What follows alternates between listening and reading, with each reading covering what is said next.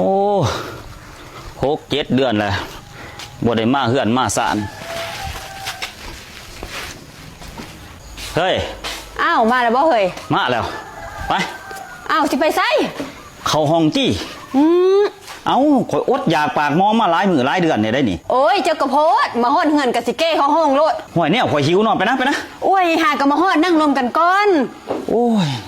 ข่อยอยากแห้งอีหลีได้นี่ได้ก็เข้าใจอยู่ดอกว่ายากหันก็นั่งก่อนว่าแต่ท้องเจ้าน่ะมันสมันยังน้อยคือเก่าแท้ธรรมดาเจ้าถือผ้า8-9 เดือนน่ะมันท้องมันต้องใหญ่ตัวเฮ้ยโอ้ยสิให้มันใหญ่จังได๋เฮ้ยค่อยรู้ลูกแล้วเธอนึงเอ้าคือว่าจังซั่นเป็นหยังจังรู้อยู่นี่เอ้าก็ไอ้เป่งข้างเงินเฮาหั่นดิย่างต่ำค่อยๆล้มค่อยก็เลยรู้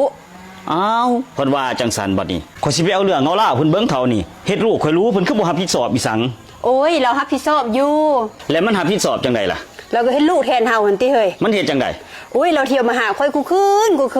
นนึง 4-5 เทื่อบ่ได้หันความเราเอาใจใส่ค่อยเราเที่ยวมาพอดี 4-5 เดือนค่อยจังว่าได้ถือผ้าไหมสรุปแล้วเจ้าถือผ้าเลยตินี่แม่นค่อยถือผ้าแล้วได้เดือนปลายได้นี่ลูกเฮานี่เฮ้ยโอ้แสดงว่าหมอนี่เป็นคนดีอยู่แม่นเราเป็นคนดีเราเฮ็ดผิดเราก็รับผิดชอบโอ้ดีแล้วกะสันแต่ว่าช่วงมันมาหาเจ้าหันนั่นคืนนึงจักเทื่อบ่ 4-5 เทื่อพุ่นใด 4-5 เทื่อพุ่นบ่แม่นโอ้แสดงว่าหมอนี่ความพยายามสูงเติบเนาะแม่นเราเอาใจใส่อีหลี